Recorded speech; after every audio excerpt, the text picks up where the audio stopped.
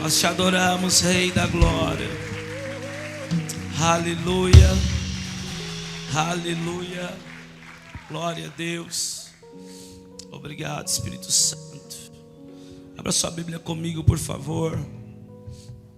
O livro de 1 Samuel. Aleluia. Capítulo 4. Obrigado, Jesus. Nós honramos a Tua presença nesse lugar, Espírito Santo. Sabe, queridos, eu acredito que Deus tem nos ensinado nesses dias. Embora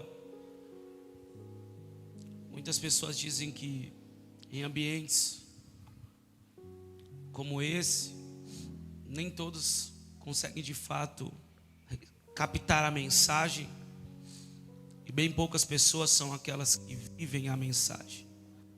A neurociência explica sobre isso. Mas eu creio que o nosso Senhor Ele faz coisas que contradiz a neurociência, contradiz a medicina. E eu tenho investido os meus dias, o meu tempo, a minha vida, a minha família. Eu tenho acreditado, queridos, que nós não vamos ser uma igreja que só busca Deus aqui. Porque a religião e o sistema religioso da qual eu vim e muitos de nós viemos, não nos ensinou a ter uma vida com Deus. Nos ensinou a ser bons evangélicos. Nos ensinou a orar só na igreja e olhe lá, porque são palavras vazias. Na verdade, são palavras que Deus nem ouve. Porque Deus, Ele não ouve estranhos. Deus não ouve pecadores. Precisamos de uma dimensão de arrependimento, de santificação, de vida com Deus, para poder termos esse relacionamento com Deus.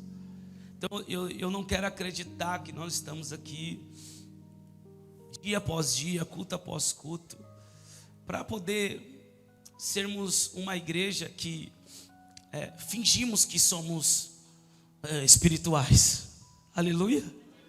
Diga para o seu irmão assim: a aparência é algo terrível, meu irmão. A aparência pode enganar até as pessoas, mas não engana a Deus. Ai, meu Deus, nós estamos em uma manhã tão gloriosa, mas eu preciso falar isso. Vira para esse irmão que está do seu lado, diga assim: eu te amo, meu irmão. Jesus te ama. Mas diga para ele assim: você não engana a Deus. Diga: você não engana a Deus. Ele te conhece. Ele me conhece. Aleluia. Glória a Deus. Mas Ele nos ama tanto que Ele nos traz para esse lugar para ouvir a verdade. Aleluia. Não dá para sermos uma igreja que só busca Deus na igreja. Precisamos ter uma vida com Deus. E vamos falar um pouco acerca dessa responsabilidade. Eu vim com um esboço todo preparado. Eu vim com uma mensagem preparada. Eu até anunciei a alguns irmãos a mensagem. E ali eu estava sentado e de repente o Senhor começou a falar comigo. As canções foram falando. Essa última canção agora, nos tornamos responsáveis. E o Senhor foi mudando tudo. E eu comecei a anotar aqui. E eu quero compartilhar essa palavra do céu com você. Aleluia. Então eu quero pedir encarecidamente para você que quer viver do mesmo jeito, dá tempo de você ir embora. Mas se você quer de fato viver algo extraordinário em Deus, esse é o lugar, esse é o tempo. Essa é a palavra. Aleluia. Glória a Deus. Você já percebeu que nós nos preparamos para um monte de coisa? Quem aqui já fez prova de volante para tirar a carta? Você teve que fazer aula, você teve que treinar baliza, se preparou para poder você ser aprovado, é ou não é? Quantos aqui treinam? Não nem precisa levantar a mão. Mas você sabe que para treinar você tem que seguir uma regra, uma dieta, algum tipo de você tem que cortar algumas coisas, senão não vai adiantar você só treinar. Você se prepara para isso. Nós nos preparamos para muitas coisas, mas já percebeu que para podermos cultuar a Deus, nós às vezes chegamos de qualquer jeito. E aí às vezes ainda quando a gente não está sentindo nada, a gente diz, não estou sentindo nada. É o louvor que está sem unção hoje. Quem está dirigindo o culto. Hoje está tão parado. Não está, Deus não está parado, querido. A Bíblia diz que Deus trabalha até os dias de hoje, Ele não para. Os olhos do Senhor estão sobre toda a terra. Aleluia. Pode ser que você esteja parado, mas Deus não. Mas nessa manhã o Senhor vai agitar essas águas. Aleluia. E nós não vamos conseguir, meu irmão, aceitarmos ter uma vida superficial em Deus. Precisamos de profundidade. Profundidade. Porque em águas mais profundas, não somos nós que decidimos para onde vamos, mas é o Senhor que nos leva. Em águas rasas você escolhe para onde ir, mas em águas mais profundas você é levado, você é conduzido. Alguém quer ser levado, conduzido, movido pelo Senhor nesse lugar? Já percebeu que nós às vezes vamos para cada lugar, seguimos alguns caminhos e algumas direções que nos levam a quebrar a nossa cara, mas Deus é tão bom que Ele recalcula a rota. Vem, meu filho, eu vou te dar mais uma chance. Porque nós estamos em águas rasas, então nós decidimos. Às vezes nem consultamos a Deus. Mas quando nós estamos em águas mais profundas, esquece, meu irmão. É a correnteza que vai te levar. É a força dos rios de Deus que vão te conduzir. Aleluia. E sabe que há algo tão poderoso nas águas mais profundas, que eu acho que é o melhor das águas mais profundas. É que nas águas profundas você não ouve quem está na superfície. Já mergulhou? Quando você mergulha, você não consegue escutar o som da superfície.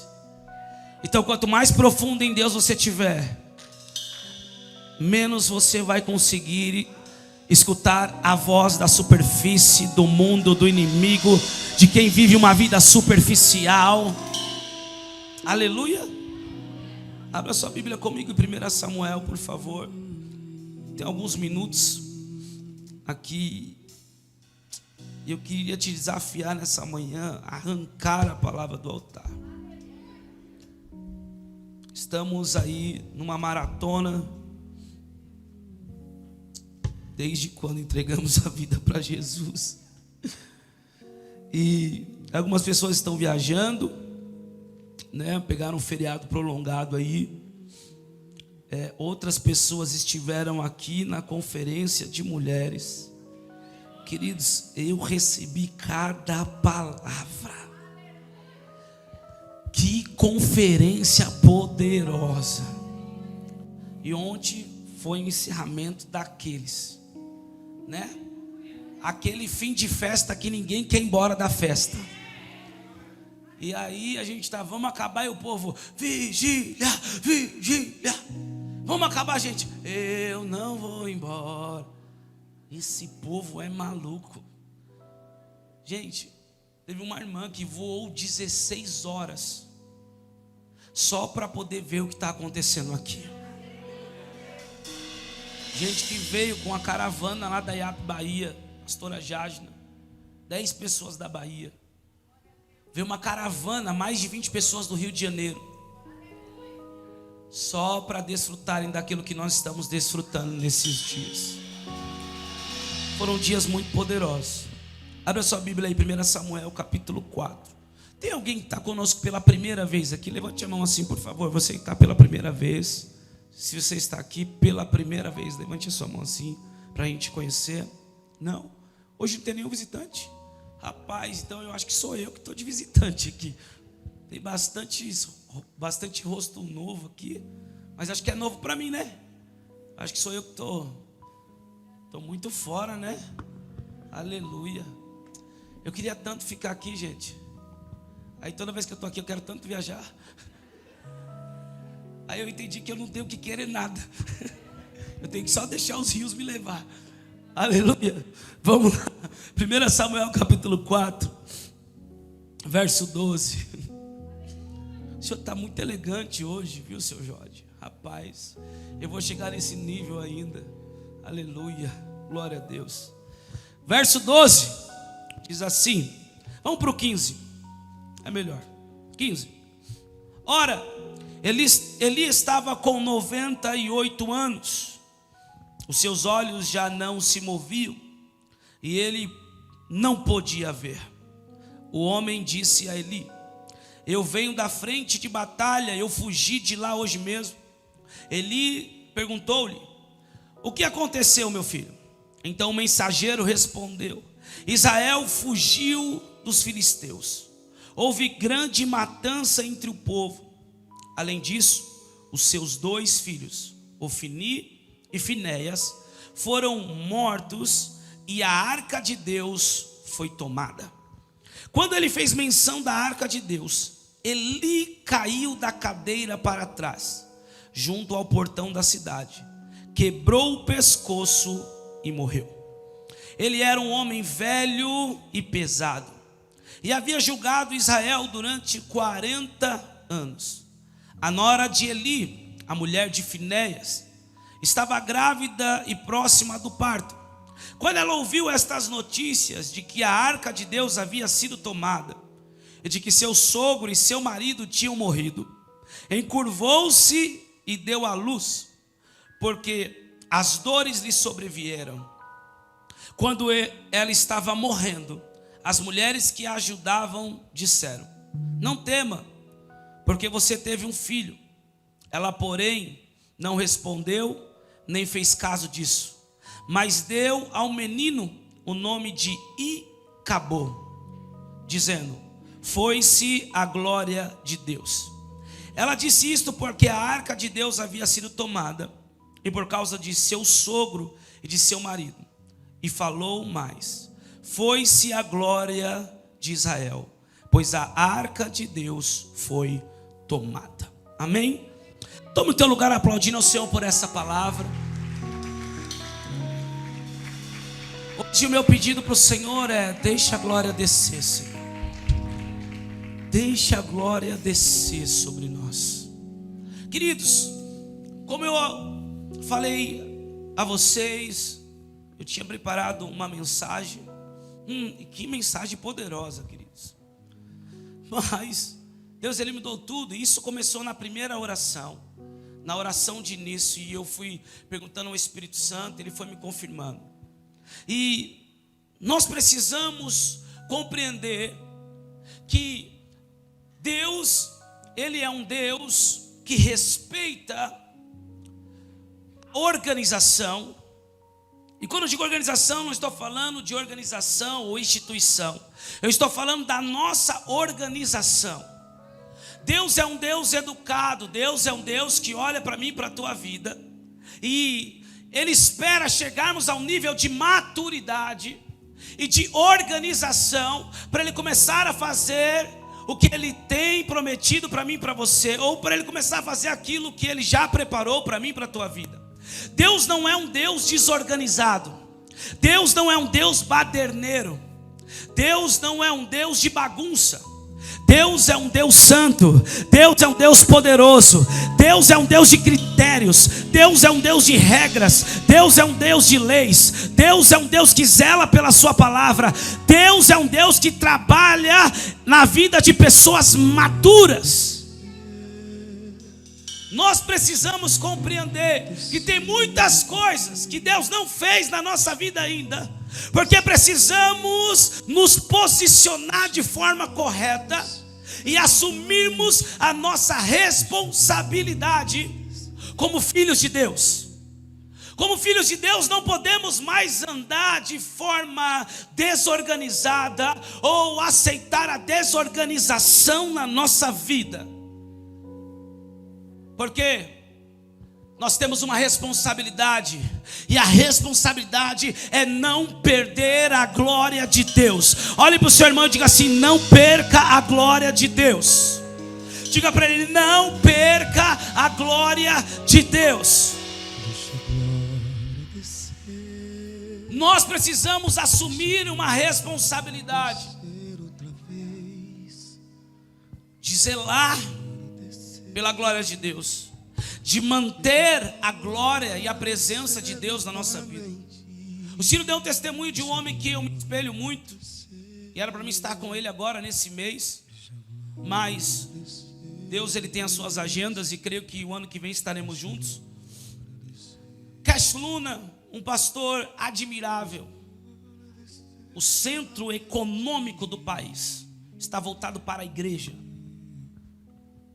O maior estádio da Guatemala não é um estádio, é a igreja, chamada Casa de Deus. E ao perguntar para ele qual é o segredo do êxito do seu ministério, a resposta é: aprender a conservar e a manter a unção. Precisamos aprender a conservar e manter a unção de Deus sobre a nossa vida. Eu preguei sobre isso aqui, que precisamos do óleo, precisamos dessa unção, precisamos depender totalmente do Espírito Santo, precisamos de um relacionamento com o Espírito Santo, porque só assim manteremos a glória de Deus sobre a nossa vida. Mas para isso acontecer, nós precisamos nos posicionar. Muitas vezes nós estamos orando a Deus e falando: Deus, o Senhor me prometeu isso, o Senhor falou que eu iria viver isso, que a minha família ia viver isso, e Deus está falando: eu não volto atrás na minha palavra. Eu não sou homem para mentir, nem filho do homem para se arrepender. O que eu falei é o que eu quero fazer. Mas Paulo diz à igreja da Galácia que se o herdeiro for um menino, nada o difere de um escravo, mesmo sendo senhor de tudo. Ou seja, sendo filho de Deus, tendo promessas de Deus, tendo uma herança, sendo herdeiro de Deus e co-herdeiro com Cristo, o Senhor não vai liberar o que Ele tem preparado para nós, se nós continuarmos com uma mentalidade imatura, com comportamentos imaturos, com uma desorganização, com uma falta de posicionamento nosso. Escute isso, meu irmão. Pessoas maduras não fazem o que quer. Ah, meu Deus. Dê um sorriso para esse irmão do seu lado, bem profético. Diga para ele assim: você não pode fazer o que te dá na telha. Você não é mais adolescente. Você não é mais criança. Adultos assumem responsabilidades. Precisamos compreender isso. Uma pessoa madura não faz o que quer fazer, mas faz o que precisa ser feito. E eu quero ser voz de Deus para mim e para a tua vida nessa manhã. A partir de hoje, você vai começar a fazer tudo aquilo que precisa ser feito, para que a tua vida seja cheia da glória de Deus, para que a tua casa seja cheia da glória de Deus, para que a tua vida profissional seja cheia da glória de Deus, para que a tua vida ministerial seja cheia da glória de Deus. Eu vou soltar uma palavra aqui. Eu estou pregando para uma igreja e eu creio, nós não vamos perder a glória. Pelo contrário, ela vai aumentar. Hoje é um nível de glória, à noite vai ser outro nível de glória, amanhã outro nível de glória, depois da manhã outro nível de glória. Ah, meu Deus, vão olhar para você e vão dizer o que aconteceu. Você vai dizer: não tem a ver comigo, tem a ver com a glória dele, tem a ver com a glória dele, tem a ver com a glória dele. Deixa a glória descer outra vez. Deixa a glória descer. A glória alinha os corações. Novamente. A glória alinha os corações. Quando a glória veio sobre a inauguração do templo, a Bíblia diz que todos os sacerdotes caíram. Não tem o mais ungido, menos ungido. Não tem o que tem mais anos de igreja, o que tem menos anos. Não tem aquele que cuida da porta e aquele que só vem para o culto. Não tem aquele que faz parte do discipulado do pastor, discipulado do líder, discipulado do evangelista. Não, quando a glória vem, todos são afetados por essa glória da mesma forma. A Bíblia diz que nem o homem conseguiu ficar de pé. Ninguém conseguiu ficar de pé. Escute isso. Mas só há uma maneira de conservarmos, mantermos essa glória na nossa vida. Eu li aqui Para mim, uma das histórias mais tristes da Bíblia. Para mim, uma das maiores tragédias bíblicas. Queridos, quando se fala de Sodoma e Gomorra, eu não sei, eu não tenho tanta compaixão por isso. Porque o que Sodoma e Gomorra vivia era algo terrível. Você acha que a pedofilia começou agora? Não, já existia em Sodoma e Gomorra. Você acha que as orgias sexuais começou agora? Não, já existia em Sodoma e Gomorra. Tudo aquilo que nós estamos vendo hoje, Sodoma e Gomorra vivia. E nós estamos vivendo nesses dias. Isso é um sinal profético. E a cidade foi destruída porque veio o juízo de Deus. Essas duas cidades foram totalmente varridas. Eu estive lá. É uma terra que ela foi tão amaldiçoada por Deus que ela não gera frutos. É uma terra seca. A parte do mar que foi afetada se tornou salgada. Ou salgada não, sal. É um mar de sal. Você pisa, não tem areia no fundo, é sal. Não se produz, não se vive peixes nesse mar. Foi totalmente afetado, totalmente amaldiçoado. Quando se fala dos dias de Noé, também eu não tenho tanta compaixão.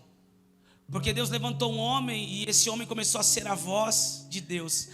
E eles eram tão incrédulos que ninguém ouviu aquela pregação. Posso te falar uma coisa? Deus não tem negócio com o incrédulo. Quero te dar um conselho: não ande com o incrédulo. O incrédulo é tão terrível que Deus diz para eles: não vai ter sinal nenhum, a não ser como dos dias de Jonas. Escute isso. Mas quando se fala dessa família, mexe comigo, porque eu estou falando de família. Nós somos uma igreja geracional. Nós zelamos e preservamos a família. Você vai ver que a maior bênção que acontece nos encontros é restauração familiar. Pai que não falava com o filho começa a falar. Filho que não falava com o pai volta a falar. Casamentos que estavam à beira do precipício são restaurados. Eu acredito que o que acontece de mais poderoso nos nossos encontros é a restauração da família, a restauração familiar. E quando eu olho para essa família, me entristece, porque eles tinham tudo para deixar um legado na geração deles. Porém, a Bíblia diz que Eli, o profeta Eli, que também era um juiz, ele julgou Israel durante 40 anos. Mas ele não julgava a sua casa em primeiro lugar. Ele julgava a casa dos outros. Ele julgava a família dos outros. Ele julgava o povo de Israel. Mas quando se tratava da sua casa, ele fazia vista grossa. Quando se tratava da sua família, aparentemente, por ele ser alguém talvez importante, creio eu, que ele acreditava que Deus iria conservar a sua família, mesmo sendo injusto, julgando-os de fora e não olhando para os problemas de dentro. Eu acho que alguém falou sobre isso na Nova Aliança. Para você querer tirar o cisco do olho que está no seu irmão, tira a primeira trava que está no seu olho. Nós temos uma grande facilidade de querer julgar a vida dos outros. E esse é o problema, porque na medida que nós julgamos, nós seremos julgados. E agora, ele julga a causa dos outros, mas não julga a causa da sua família e dos seus filhos. A Bíblia diz que Ofni e Finéias, eles levavam prostitutas para o templo. Eles roubavam as ofertas que eram entregues no altar. E Eli fazia vista grossa, porque Eli era um pai ausente, mesmo sendo um pai presente. O que é um pai ausente mesmo sendo um pai presente? Um pai que não aprendeu a ouvir a voz de Deus. Um pai que não aprendeu a caminhar de acordo com as sagradas escrituras. Ele pode ser um pai presente, mas ao mesmo tempo é um pai ausente. Quantos são pai aqui nessa manhã? Levante a mão se tu tem coragem. Diga assim: a responsabilidade de guiar a tua família para a igreja não é da tua esposa, não são dos teus filhos. A responsabilidade é tua, macho. Meu Deus, a responsabilidade é tua, sacerdote. Você precisa ser o pai para pegar na mão da sua mulher e falar assim: vamos adorar a Deus. Ela vai falar: estou cansada hoje. Não, meu amor, levanta, eu vou te levar para almoçar. Você não vai fazer comida no domingo. Se quiser dar uma volta no shopping, eu vou te levar lá. Também quero comprar um presentinho, mas vamos adorar a Deus. O problema é que nos nossos dias não existem só pais ausentes, mas existem pais adultescentes. O que é um pai adultescente? É a esposa que tem que ficar: amor, vamos para a igreja. E ele fica que nem a gente quando era criança e não gostava da igreja. Agora a gente não tem esse problema. Os nossos filhos amam a igreja. Mas eu cresci num ambiente religioso, eu não gostava da igreja. Porque eu era tão quietinho na igreja que o presbítero, ele me pegava era pela orelha. Meu pai já tinha dado aval. Era os beliscão que eu tomava. Eu e meu irmão era tão bonzinho que a gente começava debaixo das cadeiras aqui e ia para lá. Tinha todo o protocolo só para nossa casa. Os obreiros sabiam como poderiam se comportar conosco, porque tinha a liberação do meu pai. Então eu não gostava da igreja. Minha mãe falava: vamos para a igreja hoje. Eu falava: não, mãe, hoje eu estou com dor de barriga. Eu queria ficar jogando Mega Drive. Eu e meu irmão, nós não gostávamos da igreja. Hoje o castigo para os nossos filhos é falar que eles não vão para a igreja. Você não vai para a igreja hoje? Não, eu quero ir. Porque eles amam esse ambiente. Então o pai adultescente é assim: a mulher fala: vamos para o culto. Não, hoje estou cansado. Não, hoje eu vou ficar assistindo o jogo.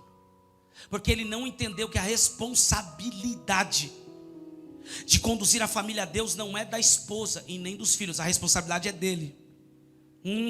Os glória a Deus foram embora nessa hora. Meu Deus, se o culto de manhã está assim, é melhor então nem vir na rede de homens. Brincadeira. Todos nós precisamos aprender. Você está aqui hoje, talvez você não sabia disso, mas a responsabilidade é sua. Quando Eva foi persuadida pela serpente, Adão estava trabalhando, cara. Adão não tinha nada a ver com a situação. E ela oferece para ele. Eu digo que Eva pecou por desobediência e Adão pecou por amor. Olha eu defendendo Adão. Ela falou: amor, come. Aí ele falou assim: não quero. Come. Aí ele falou: se eu não comer, você vai ficar triste. Aí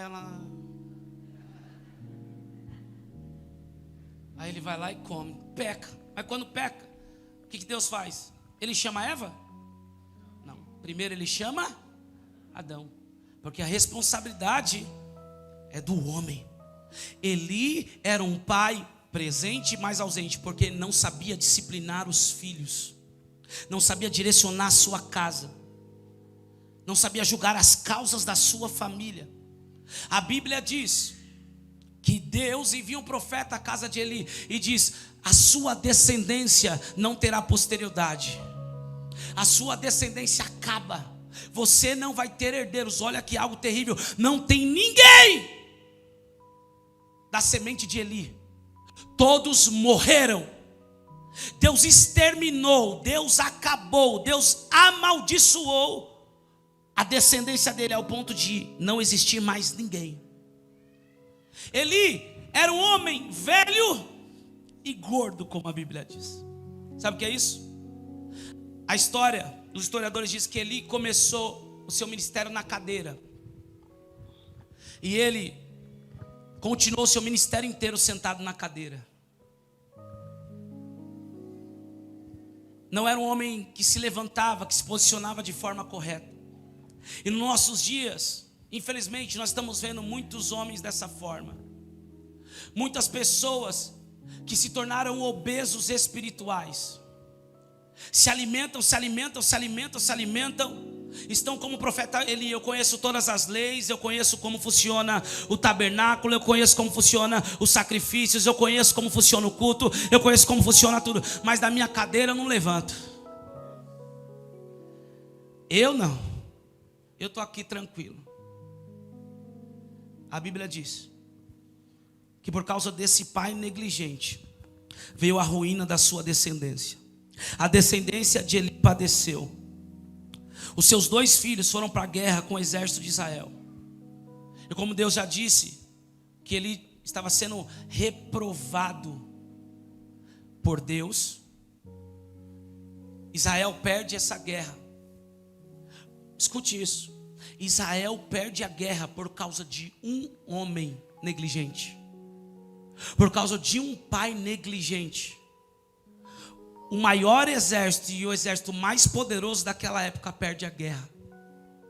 Sabe o que a Bíblia diz? Se você ler uns versículos desde o início, a Bíblia diz que o povo, os filisteus, ouviram sons de exércitos, sons poderosos. Eles ficaram com medo, porque eles sabiam que a arca de Deus estava com o exército de Israel, com o povo de Israel. E eles diziam: esse é o exército que tem a arca de Deus. Esse é o exército que tem o Deus que mandou as 10 pragas para o povo do Egito, para Faraó. Eles temiam o exército de Israel.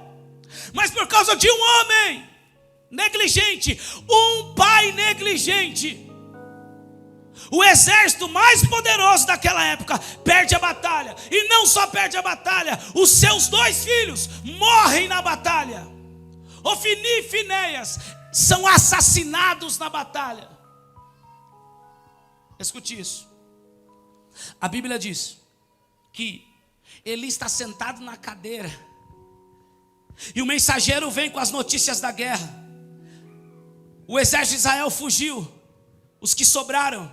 E agora o mensageiro corre para Eli e ele fala: diga, meu filho, o que aconteceu? O mensageiro diz: nós perdemos a batalha.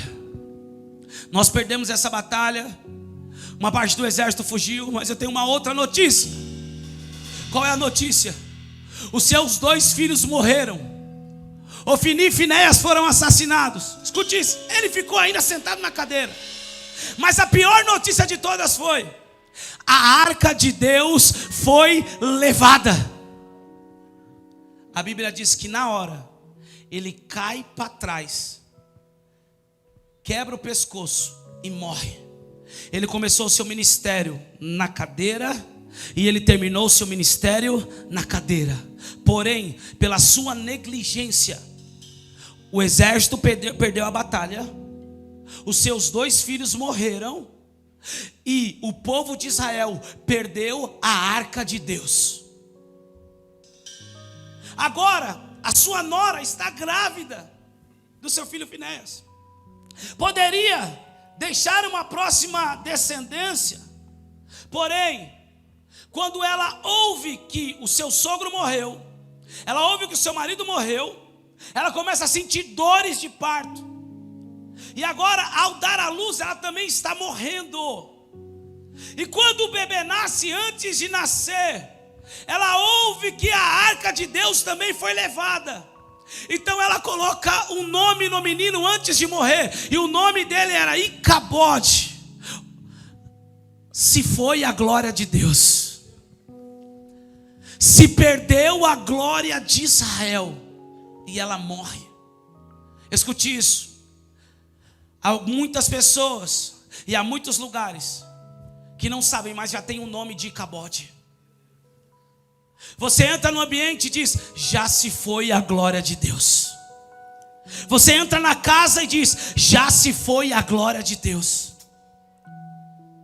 Há muitos lugares que perderam a glória de Deus por negligência de um homem, de uma mulher, de uma pessoa, por não entender a seriedade e a posição, a responsabilidade de manter a glória de Deus. Muitos estão vivendo como a casa de Eli, Icabode. Se foi a glória de Deus. Escute isso: 20 anos o povo de Israel ficou sem a arca. Meu irmão, você tem noção do que um pai negligente foi capaz de causar em uma família? Perdeu a batalha, perdeu os 2 filhos, perdeu a arca, morreu, mas sobrou para um povo. Não foi só para a casa dele, o povo inteiro padeceu 20 anos sem a arca de Deus. 20 anos sem a glória de Deus. Nós precisamos levantar da nossa cadeira.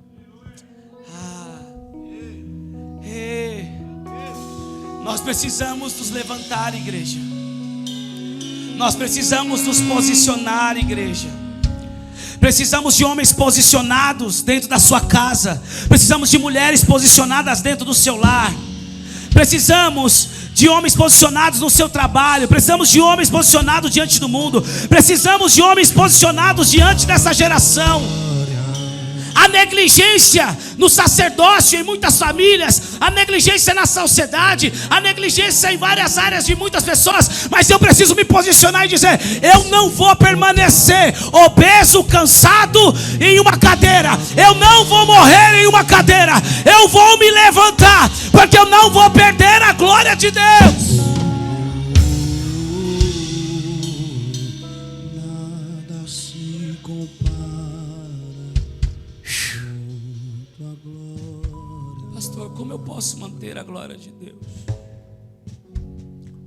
Você precisa viver nesse lugar. Nós precisamos viver nesse lugar.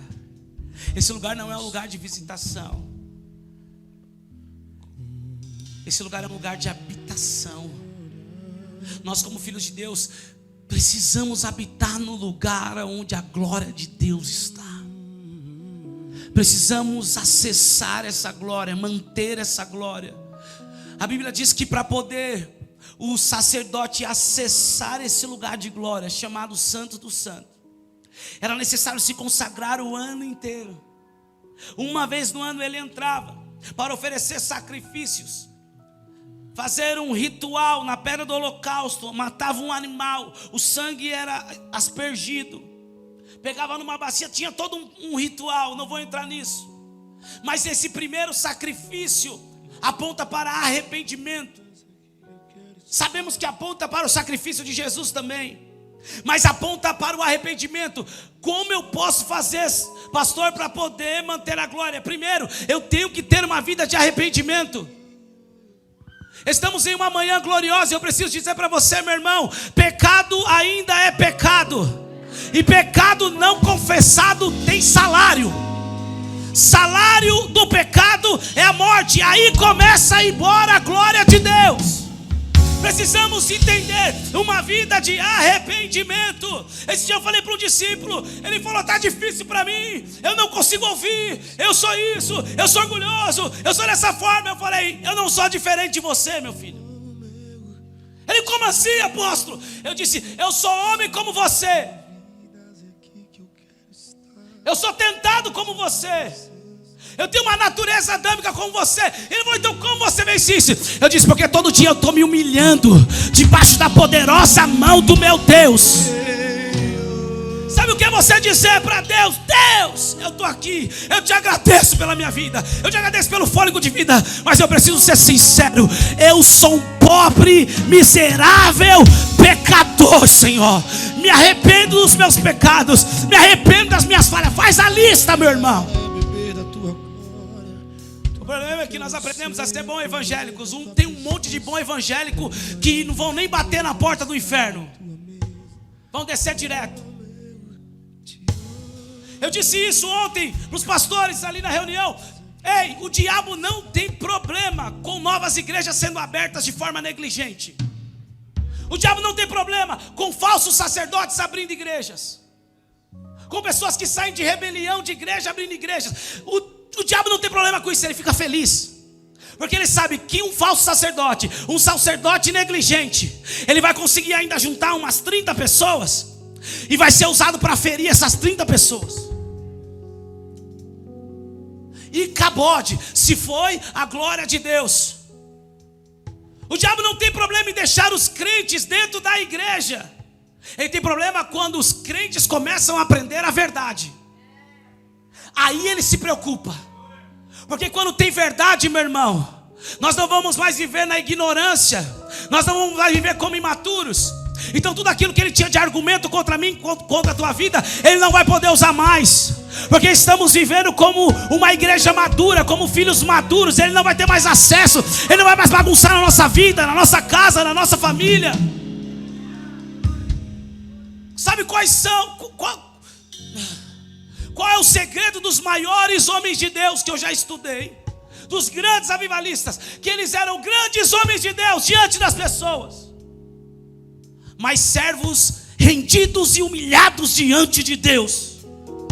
O problema é que a gente começa a viver algo, conquistar, a crescer diante dos homens, e acredita que ele pode ser assim diante de Deus. Diante de Deus, meu irmão, nós temos que nos render, nós temos que nos humilhar e dizer: Senhor, me perdoa, eu sou falho, sou pecador. Esse é o primeiro ambiente, o ambiente do arrependimento, o ambiente do sacrifício. Pastor, e quanto que eu faço isso? Todo dia. Eu percebo que nessa manhã algumas pessoas estão virando o olho, torcendo o bico, fechando a cara. Estou escutando um som. Não é a sua hora ainda. Sabe por quê? Porque nós não fomos criados para ser corrigidos.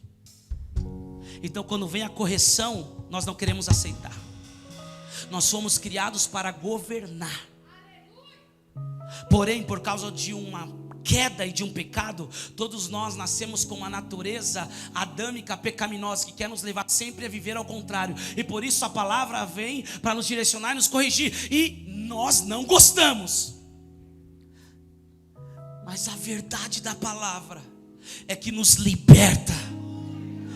Pastor, quando que você se arrepende? Todo dia.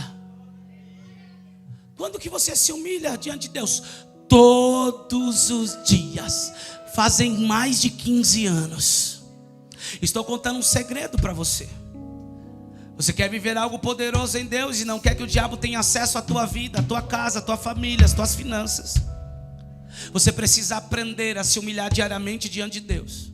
Só que há um equilíbrio. Diga para o seu irmão: equilíbrio. Você está aqui diante de Deus. Eu começo aqui e eu termino com a cara no chão. Deus, obrigado, Senhor, por esse levantar. Obrigado por esse dia, Pai. Eu te louvo por tudo que o Senhor tem feito. Tu és tão bom, Pai. Mas em nome de Jesus agora eu preciso me arrepender, porque eu sou pecador. Olha, eu sei que eu pequei aqui. Olha, eu pensei isso. Olha, eu queria matar aquela pessoa, Jesus.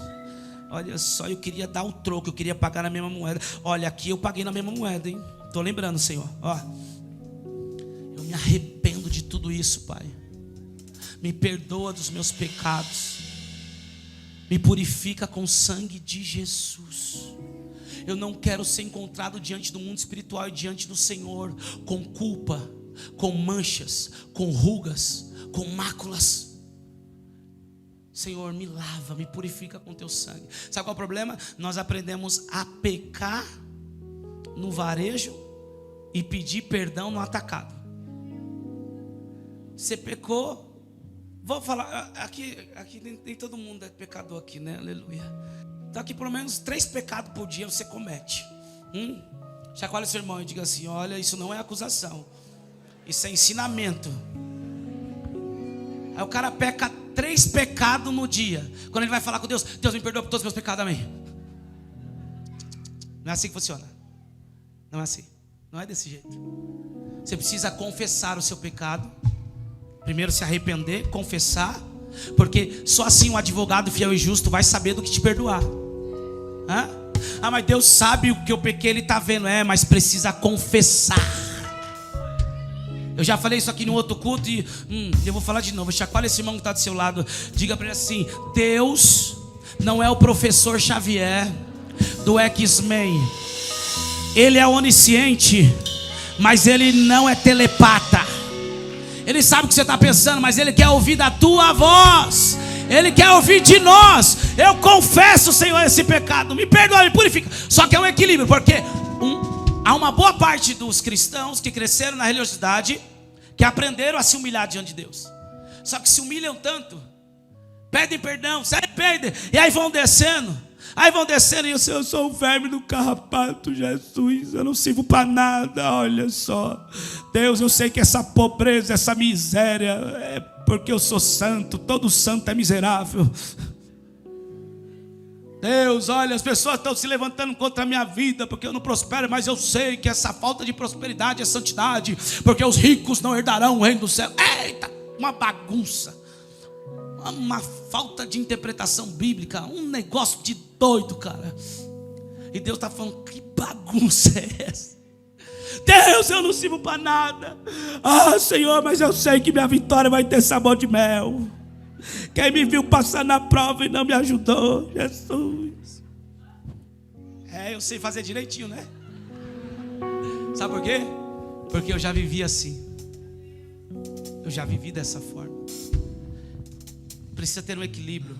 Eu me humilho diante de Deus. Eu sei que nada que eu estou vivendo tem a ver com um mérito meu. Eu digo para Jesus, me perdoa por tudo isso, Senhor. Aí eu entro na minha fala com Ele e falo, Deus, eu não tinha nem identidade, nem RG eu tinha, eu não sabia nem cuidar da minha vida, Deus. Eu estava a ponto de matar a minha vida, de me suicidar. Então eu te peço, Senhor, continua fazendo o Senhor. É o Senhor que tem feito tudo. Então eu me humilho e eu digo, Senhor, agora usa essa carcaça, Pai. Agora eu sou tua marionete, Deus. Eu quero viver o que o Senhor preparou para mim. Já que o Senhor me tirou da onde tirou, já que o Senhor me resgatou, eu não posso viver nessa terra como alguém que sobrevive. Eu quero viver o teu propósito. Eu não posso viver todo mundo vive. Eu tenho que viver aquilo que o Senhor me chamou para viver. Eis-me aqui, Senhor. Eu sei que não tem a ver comigo. Então me conduz ao teu propósito. Vou te explicar resumidamente. Eu sei que eu não valo nada. Eu sei que eu sou pecador. Eu sei que o Senhor me perdoa. Eu sei que o Senhor quer me usar. Então eu tenho que ter um equilíbrio. Quem está entendendo, diga amém. Amém. Aí sabe o que acontece? Nesse dia você vai se arrepender. Vamos aumentar um pouquinho essa conta aí. 9 pecados. No outro dia vai ter só 8. No outro dia vai ter só 7. Vai diminuindo 5. Aí daqui a pouco um pecado só. Aí vai ter um dia que você vai orar e vai pensar, eu pequei. Onde foi? Eu pequei. Eu menti hoje. Eu omiti, o que eu fiz, eu pequei. Deus, eu acho que eu não pequei hoje não. Eu já vou me arrepender porque eu sei que eu sou um pecador também. É essa dimensão que precisamos caminhar. Porque vai nos levar a um lugar. O primeiro ambiente. O segundo ambiente é um lugar de adoração. E aí quando você entra, você começa a orar. E daqui a pouco você começa a agradecer. Aí daqui a pouco você começa a falar, tu és lindo, tu és bom, Senhor. E aí o incenso começa a queimar. As lágrimas começam a rolar. Aí você começa a cantar. Tem gente que é mais doida assim que nem eu e começa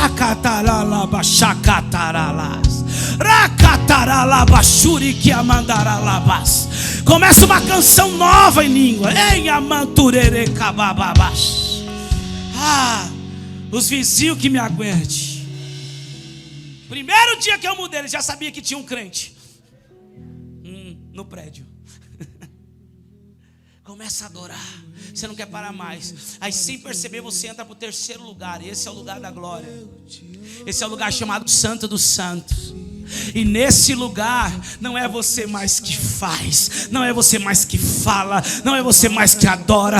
Nesse lugar é a glória de Deus que começa a te transformar. É a glória de Deus. A Bíblia diz que quando a Shekinah, o cavode de Deus chegava, repousava sobre as asas do querubim, o sacerdote não conseguia ficar de pé. Ele ficava prostrado diante do peso da glória. Diga para o seu irmão, esse é o teu lugar. Diga, esse é o teu lugar. Mas sabe o que acontece? Quando você sai desse lugar, você fala, eu estou pronto para qualquer batalha. Eu estou pronto para qualquer guerra. Pode vir os filisteus, pode vir os amonitas, pode vir os amorreus, pode vir, porque a glória está comigo. A arca está comigo.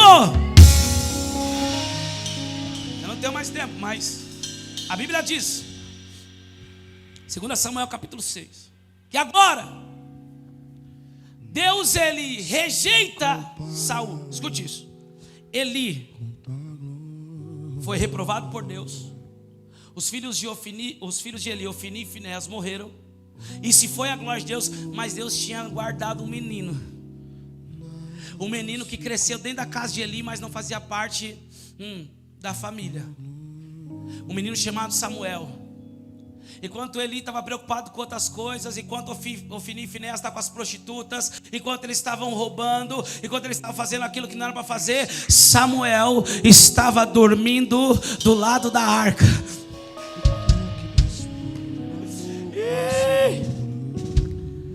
Ei, deixe quem quiser falar, não importa o que vão dizer, custe o preço que custar. Eu quero a arca outra vez.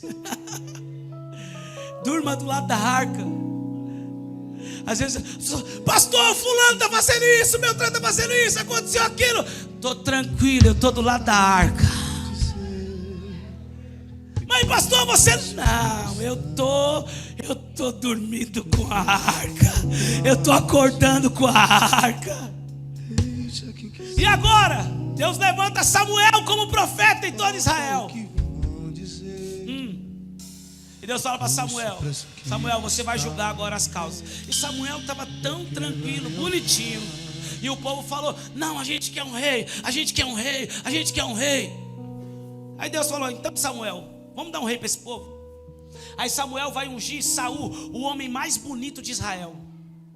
Porque o povo quer uma boa referência, esteticamente. Saul cuidava de jumenta, era trabalhador.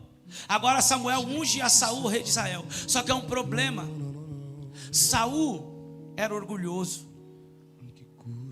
Saul, eu digo que Saul tinha a mente de um jumento, de tanto que ele cuidava de jumenta. Saul estava mais preocupado em ouvir o povo do que ouvir a voz de Deus. Saul se preocupou mais na opinião do povo do que com a opinião de Deus. Saul queria manter o seu reinado, ele queria manter o povo olhando para ele, ele queria manter o povo dizendo: esse é o melhor rei de todos. Ele queria agradar o povo e acabou desagradando a Deus. Sabe o que a Bíblia diz? Que Deus o rejeitou. E aí Deus leva Samuel para a casa de Davi, para a casa de Jessé. E sabemos da história: unge o menino que estava atrás das malhadas, unge aquele que estava sendo desprezado, improvável. Diga para o seu irmão assim, ó: não julgue os improváveis, não despreze eles. Porque pode ser que amanhã eles sejam levantados a reis.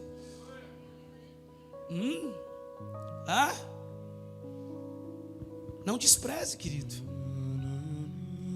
Agora Davi é levantado a rei, mas Davi entende uma coisa: passou-se 30 anos, ele começa a reinar em todo Israel. E ele entende uma coisa: não dá para mim reinar sem a arca. Eu não posso reinar sem a glória de Deus. Eu não posso reinar sem a presença de Deus. E agora a Bíblia diz que Davi, que era um homem que se preocupava com a opinião de Deus, um homem que consultava a Deus, por um certo momento ele esquece de consultar. Ele estava tão feliz. Escute isso. Deixa eu testemunhar algo para você. E esse é um testemunho. Eu estou cuidando de pessoas há 15 anos.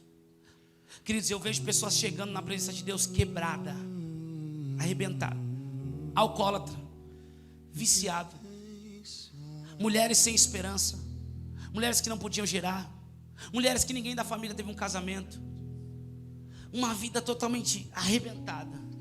Se entregam para o Senhor. Uau! Vão para o encontro, começam a ser discipulados, começam a buscar Deus. Deus restaura toda a casa. Deus liberta, Deus restaura a família. Como é poderoso, extraordinário. Começam a viver os planos de Deus. E aí quando está tudo bem, vem a distração. Muitos esquecem que foi Deus que começou a boa obra. Muitos se esquecem que foi Deus que restaurou, foi Deus que libertou, foi Deus que curou, foi Deus que restaurou sonhos, foi Deus que libertou, foi Deus que colocou o Espírito Santo na sua vida, na nossa vida. E aí param de consultar a Deus, começam a se preocupar com a opinião de fora, com a opinião de fulano, com a opinião de ciclano, com o que o mundo está dizendo. Mas por que se distrair? Porque agora está tudo bem. Agora está tudo bem. Quando está tudo bem, parece que o ser humano ele se acomoda e esquece. Aconteceu com Davi. Estava tudo bem, Davi estava vivendo cada palavra, cada profecia. E ele fala, vou fazer algo fantástico, Deus vai se agradar. Vou trazer a arca para a cidade de Davi, para Jerusalém.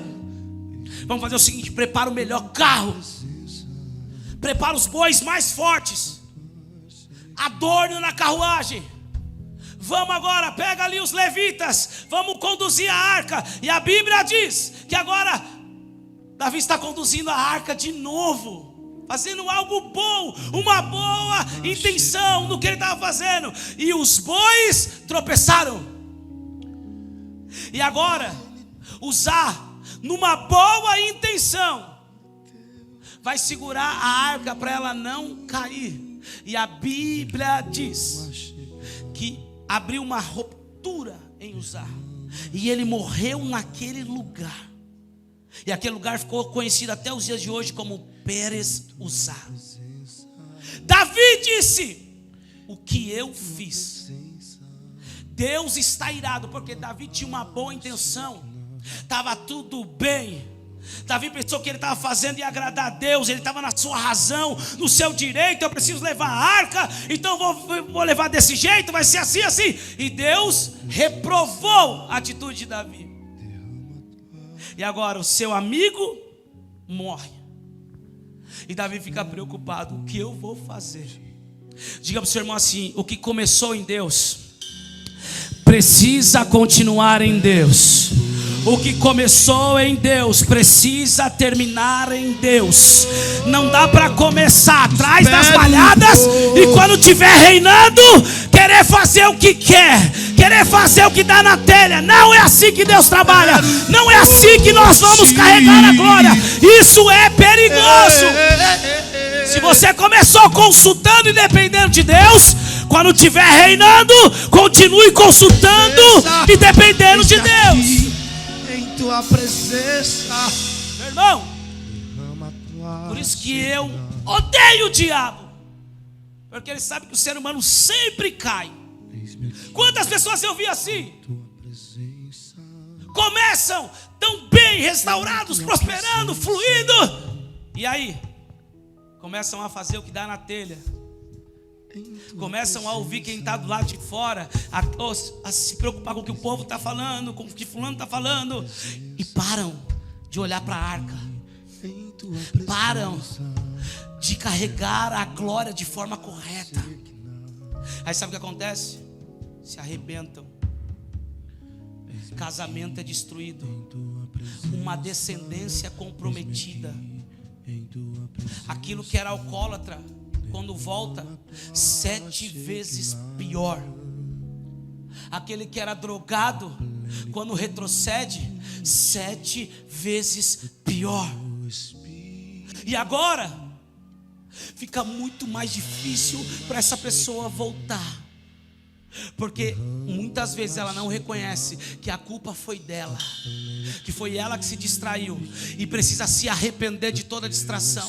Eu tenho gente que me chama no Instagram, querido, e fala: apóstolo, me ajuda, eu vi o começo, eu vi como começou, era para mim estar aí, mas fui eu que errei, eu caí, eu me distraí, eu parei, a minha vida está um caos, eu não consigo voltar. Eu falo: vem para o encontro. Eu não consigo, apóstolo. Se arrepende. O que Davi fez? Se arrependeu. Ele falou: cara, eu não vou carregar mais isso desse jeito. E enfiaram a arca na casa de Obed-edom, um gitita. Sabe o que aconteceu? Obed-edom foi inteligente. Ainda que ele sabia que estava correndo risco de vida, Aí ele falou: deixa na minha casa mesmo. A Bíblia diz que toda a casa de Obed-edom prosperou de uma forma extraordinária.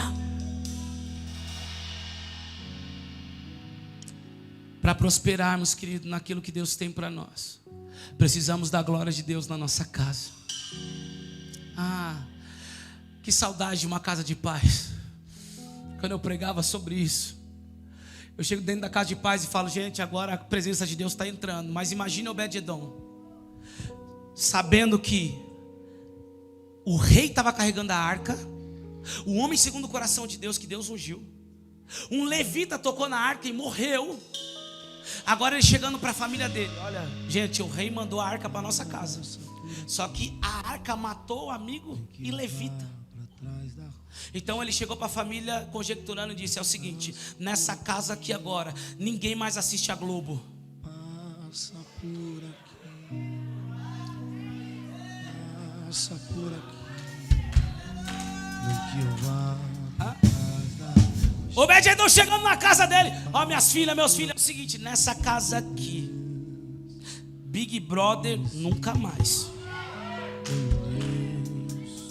Ó, meus filhos, é o seguinte, a arca está vindo, a presença está chegando, ninguém mais escutando música mundana.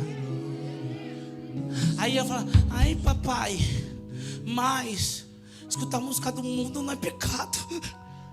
Você quer correr o risco? Quer correr o risco? Não, pai, não, eu vou ficar com o que edifica a Deus.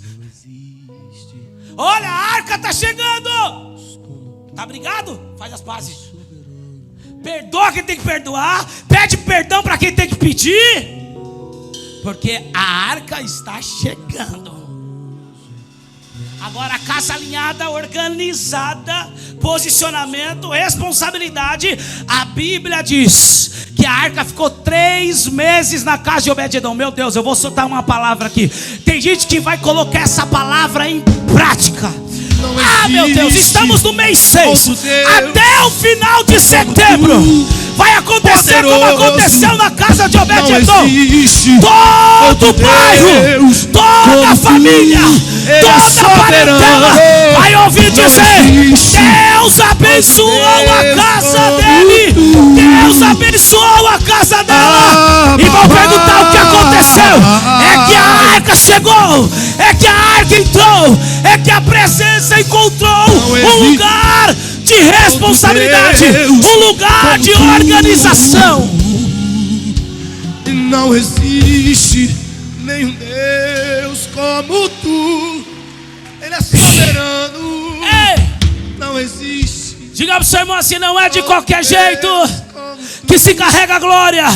Não é de qualquer maneira que se carrega a presença. Não é fazendo o que dá na telha. Não é nas nossas ações. Não é do nosso jeito. Não é na força dos bois. Não é na força da prosperidade. Não tem carros, não tem bois, não tem cavalos. Não é dessa forma. Tem que ser do modo operante de Deus.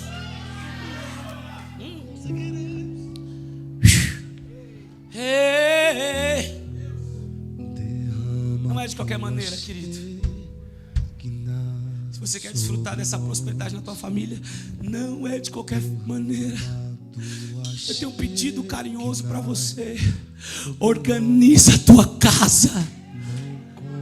Precisamos organizar a nossa casa, precisamos nos posicionar, precisamos assumir a responsabilidade de um lar, de uma família, de uma casa, de uma pessoa que está carregando a presença e a glória de Deus. Aí eu vou te responder, você que está perguntando isso: mas meu marido não crê desse jeito, minha esposa não crê desse jeito, meus pais não creem desse jeito. Eles não estão buscando como eu, eles não passaram pelo igual, eles não viveram, eles não têm essa fé, eles acreditam que toda religião leva a Deus. A maior mentira do inferno é que todas as religiões levam a Deus. Então você tem que ter calma com isso, paciência. Vai falar: toda religião leva a Deus. Mas Jesus é o caminho. Jesus é o único caminho que leva a Deus. Escute isso. Mas aí Ele vai querer escutar a música do mundo. Só, mas eu tô tranquilo. Não, mas vamos ir. Não, eu não. Eu tô de boa. Por quê? Porque eu tô me separando assim, sabe, para Deus. Eu me incomodo. Vai pro quarto. Sabe? Às vezes vão falar, toma uma cachaça. Você tomava antes, era tão bom quando você bebia comigo. Sabe que o diabo, ele vive do nosso passado, né? Porque ele não gosta de falar de futuro. Então ele sempre usa, você era tão legal quando estava no mundo. Você era tão legal quando bebia comigo, era tão bom. Mas vivia amargurado, depressivo, triste, gastando dinheiro, endividado, preocupado com a opinião dos outros, brigando com fulano, brigando com ciclano, uma falsidade. Aí eu vou falar tudo nessa manhã. Por que eu tenho tanta certeza disso? Porque eu já vivi assim. Não, mas esses são meus amigos. É mesmo? Fala que não tem cachaça para ver se alguém vem. Não são teus amigos, são amigos da cachaça.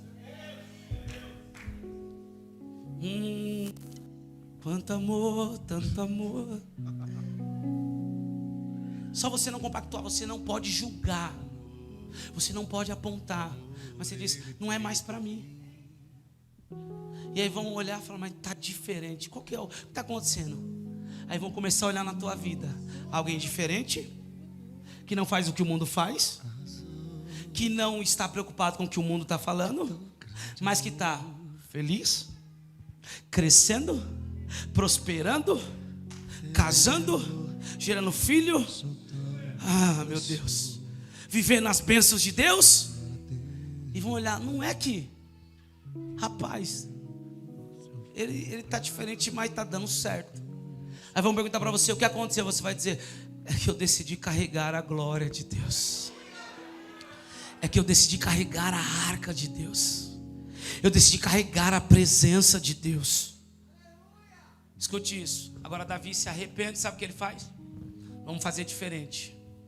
Agora ele entende que precisa de sacrifício, precisa de arrependimento.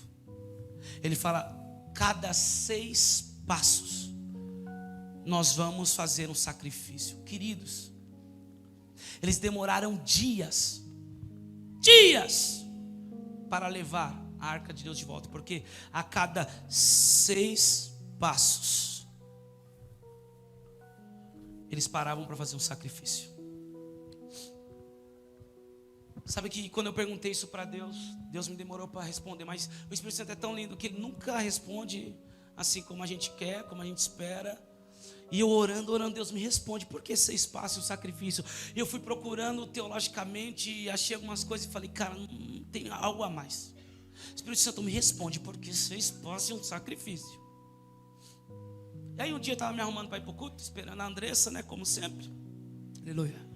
Agora eu tenho que esperar a Andressa, a Emily e a Laura. Aleluia. E eu estava no sofá na sala assim, esperando, e elas eram no sobrado, aqui na Vila Matilde ainda, e elas num quarto em cima se trocando. Aí o Espírito Santo falou assim para mim, eu vou te falar porque 6 passos é um sacrifício. Eu falei, agora, já faz tanto tempo. Aí ele falou para mim, 6 passos, porque 6 é o número do homem. 6 está apontando que um homem faria um sacrifício que nos permitiria trazer a glória de Deus novamente para a nossa vida. Esse homem se chama Jesus. Só através do sacrifício dele, hoje nós podemos carregar a presença de Deus na nossa vida. A Bíblia diz que agora Davi leva a arca de volta. E quando ele entra na cidade, é uma festa. Uma celebração tão linda, tão poderosa, que ele tira o seu manto real e ele começa a dançar. Meu Deus. Ele começa a bailar, todos festejando com ele. Ele está celebrando que a arca de Deus voltou. Sabe o que a Bíblia diz? 2 Samuel 6 ainda, lá no final, que a sua esposa Mical, que era filha de Saul, olha para ele e despreza ele. E quando Davi está com ela fala: você me envergonhou. Você tirou o seu manto real na frente das servas e dos servos. E ele disse: eu estou apenas feliz, porque o Senhor nos permitiu trazer a arca de novo. Sabe o que a Bíblia diz? Que Mical se tornou infrutífera, infértil, e não pôde gerar até a sua morte. Escute isso. Existem muitas pessoas que sempre vão se escandalizar com a minha e com a sua entrega.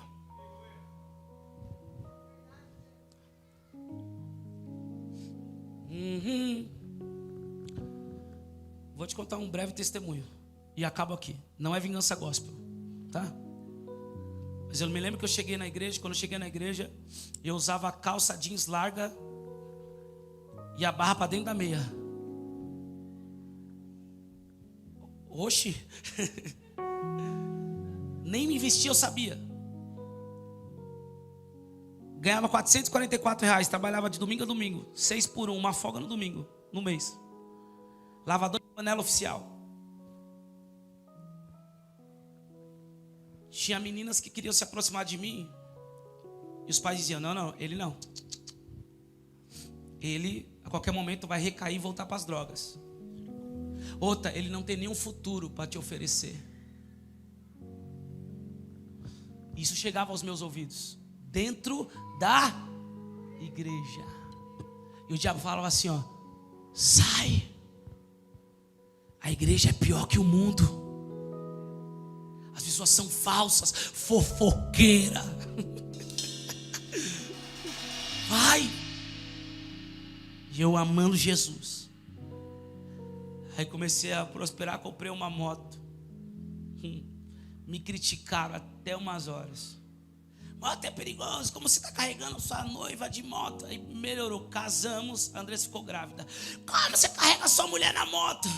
A minha vontade era falar: vai para os quintos dos infernos, fofoqueiros. Mas eu não podia, na graça de Jesus. Sempre criticado, principalmente pela entrega, porque não faltávamos em nenhum culto, não faltávamos em nenhuma célula. A nossa geração foi crescendo, discipulado crescendo. Ei, querido, nós levávamos multidões de pessoas para o encontro. A gente fazia, cara, era tão poderoso. Então, tudo que fazíamos era motivo de sermos criticados por causa da nossa entrega, não é pelo que fazíamos. Mas eu comecei a prosperar e eu comprei um Escort, mano.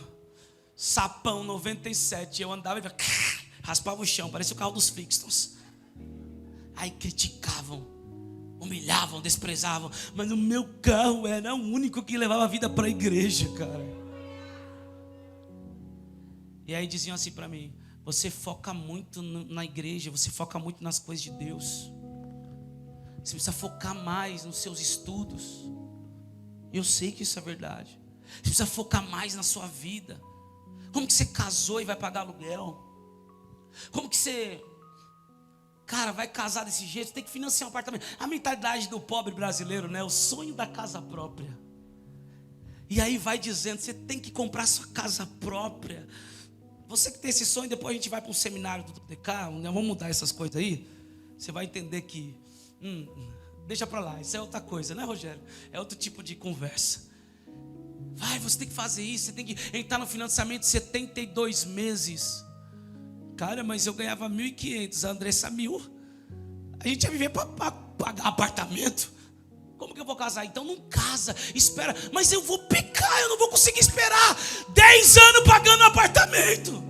Eu quero servir a Jesus de forma correta. Não tem problema não, todo casal peca. Aleluia. Mas a Bíblia diz assim: os fornicários não herdarão o reino dos céus. Escute isso. Vocês buscam muito a Deus.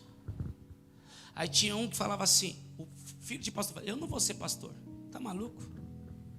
Meu pai não faz nada da vida, não viaja, nunca levou a gente para viajar. Eu falo, correto, religiosidade. Você tem que viajar, você tem que curtir a vida. Pode subir o pessoal do louvor, por favor. Você tem que viajar, tem que curtir a vida, tem que aproveitar os momentos. Tudo bem, eu creio nisso. Mas tudo tem o seu tempo. Vou buscar Deus.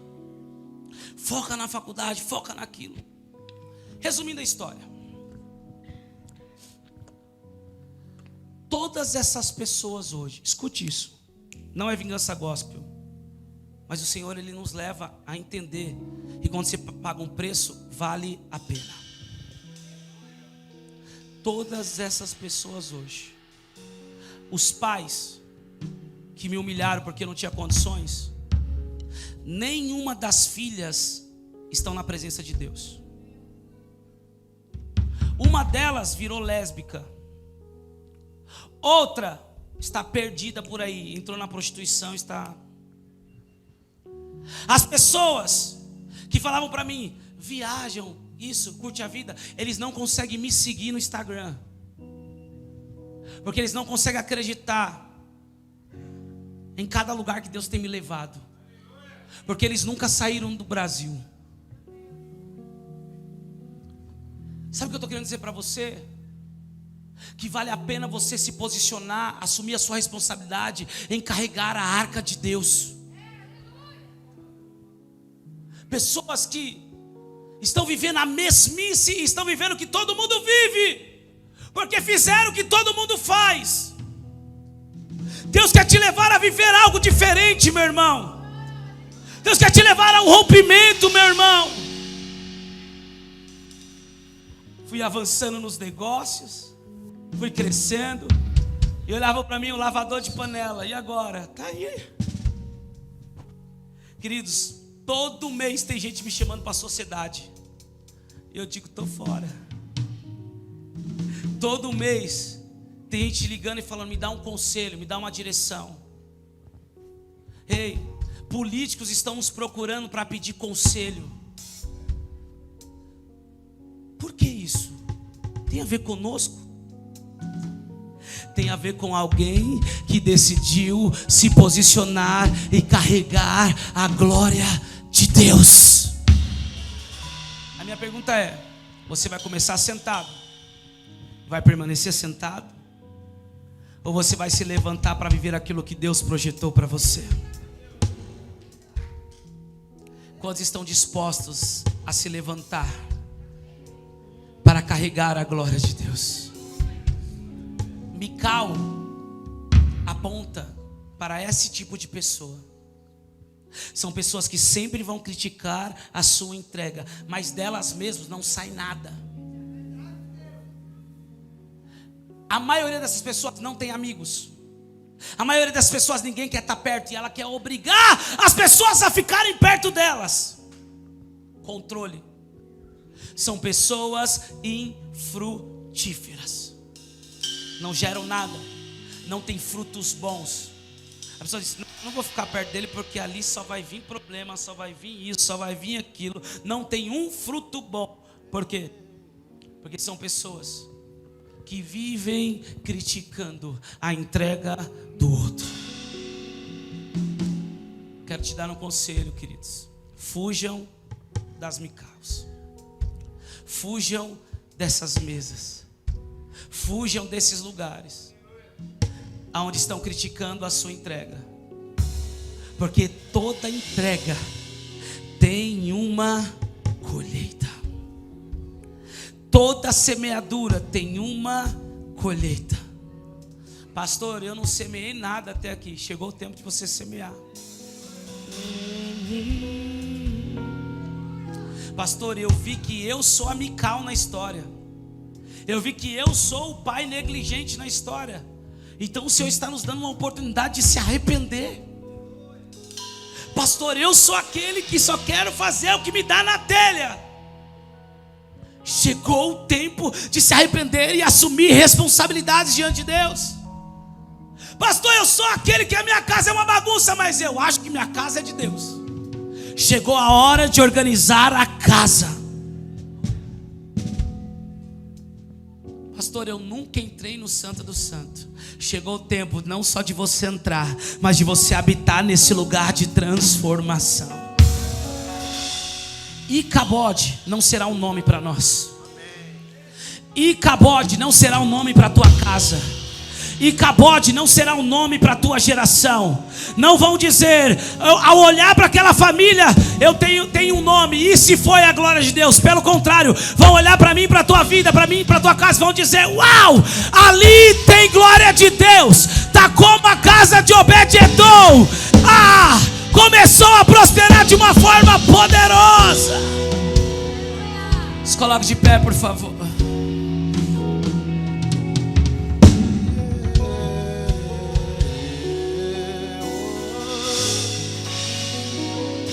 Bem-vindo ao novo nível. Bem-vindo ao novo nível. Next level. Bem-vindo ao novo nível. Um nível de assumir responsabilidade com a glória.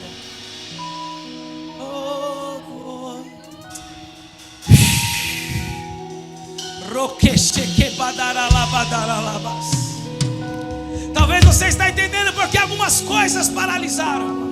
Talvez você está entendendo porque algumas coisas ainda não aconteceram. Deus não vai se mover em falta de posicionamento. Deus não vai se mover em falta de organização. Deus não vai se mover em falta de assumir, de assumirmos a nossa responsabilidade. Mas eu creio que há um povo ainda que está dizendo, Senhor, não vai ser Icabode. Eis-me aqui, Jesus. Eis-me aqui para carregar a tua glória. Eis aqui, Senhor, o teu filho para carregar a tua glória nessa geração. A minha casa será conhecida como uma casa aonde a glória de Deus habita. A minha vida será conhecida por alguém que superou, por alguém que venceu, por alguém que conquistou, porque a glória de Deus sempre esteve à minha frente. Eu sempre priorizei a glória de Deus. Vamos adorar a Ele. Vamos adorar.